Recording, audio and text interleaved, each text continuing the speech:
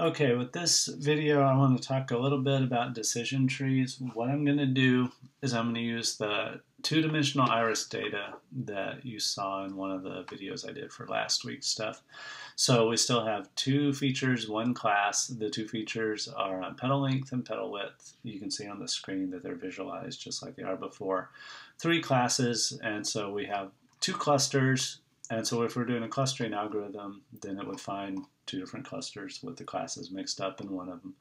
But we're doing decision trees, so it's a little bit different. So what I've done is I've opened up the Weka software again.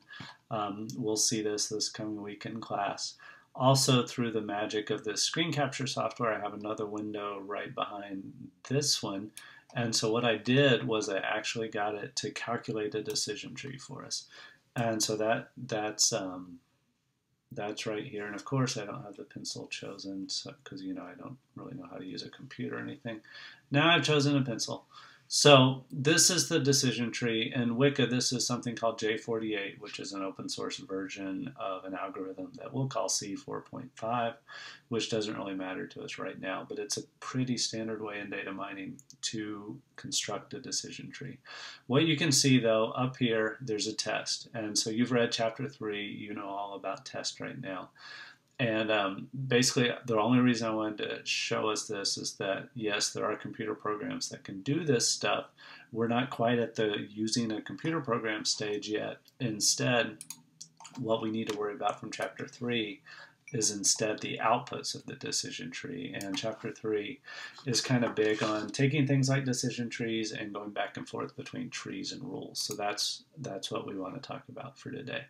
So what I did on a piece of paper, I copied down the decision tree that I just showed everyone on this screen. And the first test that it did, instead of writing petal length and petal width, I'm going to use X and Y. Y is our petal width. The first test it did was it asked if Y, the value on the Y-axis, was less than 0.6 or not. And if we try to eyeball that, which is good enough for what we're doing today, Y less than 0.6, this is about, and of course the pencil's not selected again. Why do I even bother to use a computer? No one knows. So this is about Y equals 0.6. So one thing that our textbook says, which I kind of want to emphasize, is that when we have a rule like this, and a test in a decision tree is just like a test in a rule, what your book calls an antecedent to a rule.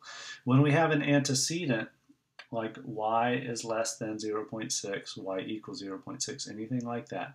What it does is it takes our plane with all this data and it cuts it in half.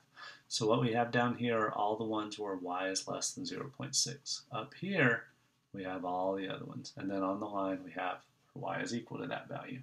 So the way our decision tree was, it said if it's true, if Y is less than 0.6, then our class is Setosa. And so what we did in 112 FOOP is we got all the blue markers here. We got all the ones that are Setosa classified. Our decision tree got more complicated than that. And so maybe through the magic of whiteboard, I might be able to draw out the decision tree kind of like the book would do it. So our first test, Y is less than 0.6. And so we get a true, false, or if we really dumb it down like your book is doing, a yes, no answer.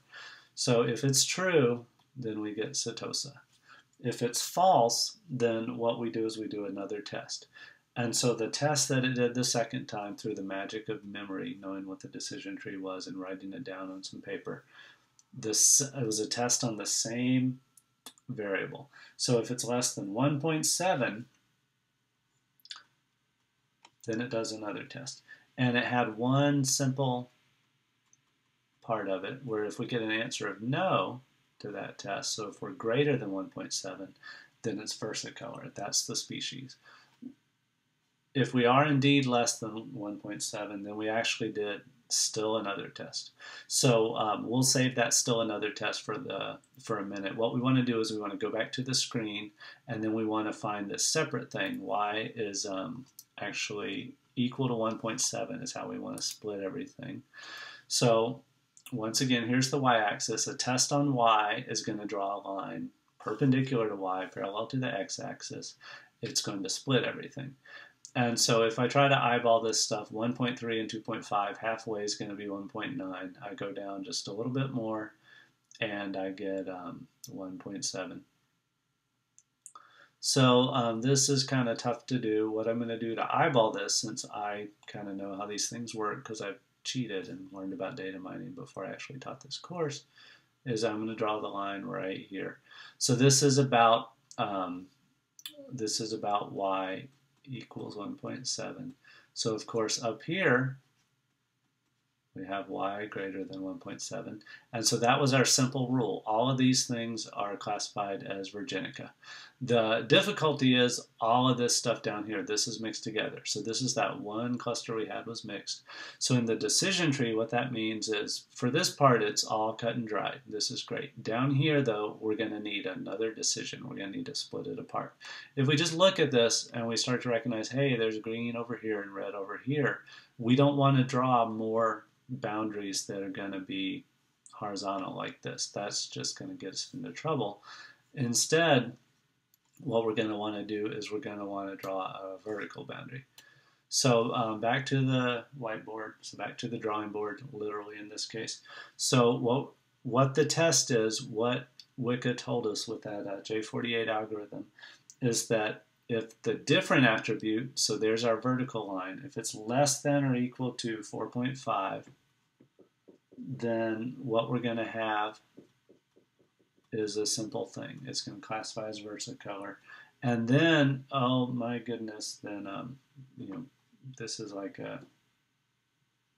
this is getting complicated. This is actually not a complicated decision tree. Decision trees by nature are complicated. But since we've never really dealt with one before, it looks complicated for us.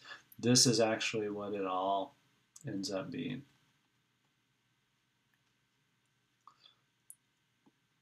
Sorry about that. I don't know how to use computers. I'll say it over and over all semester. So this is what we end up getting for the decision tree. My point with this is that every one of these decisions, every one of these tests ended up being a branch. In the data plane, in the visualization we're looking at, every one of these branches cuts the plane in half. So here we are back to the I'm drawing board, whatever this thing is. So the test we have then is X. We want to compare it to 4.5 or not. That ends up being through the magic of knowledge right here. So why am I not drawing this line up here and up here? Well, that's because we've already classified this whole part of the plane. So this part of the plane is off limits for the rest of the rule.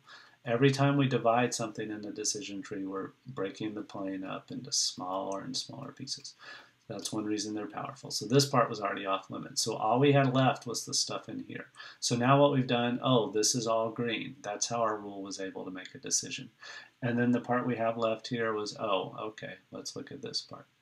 So then the last rule we had, so now that we've done this, this is off limits. The last rule we had was comparing with the y again. So we're going to end up drawing a horizontal line. And what it does is it was for y is equal to 1.5. So that's the test that it did. And so all it did then, it classified a bunch of these one way and then classified the rest the other way. If we look at this, we can say, hey, wait a minute. There's some green ones here. It got some wrong. No big deal. Data mining is not going to be perfect. What it did is what the algorithm actually did is it basically moved this line up and down and found the best one. Here it got 2 red ones wrong, 3 green ones right. Hey, that's better than 500. That's good for baseball or soccer or something. Here it got only 2 wrong and a bunch right. So that's what it went with. It picked the value that gave it the best results. So once again, the whole point of this is to show us that the decision tree breaks up into a bunch of tests. What those tests do is they basically bisect the plane. They split the plane into 3 parts: greater than a value, less than a value, and equal to the value. Equal to is just a line, so we can almost kind of ignore that because it's not a big part of the plane.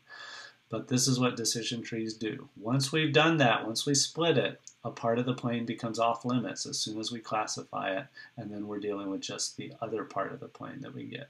As we keep having rules, then we break the plane up into smaller and smaller pieces. That's what decision trees do.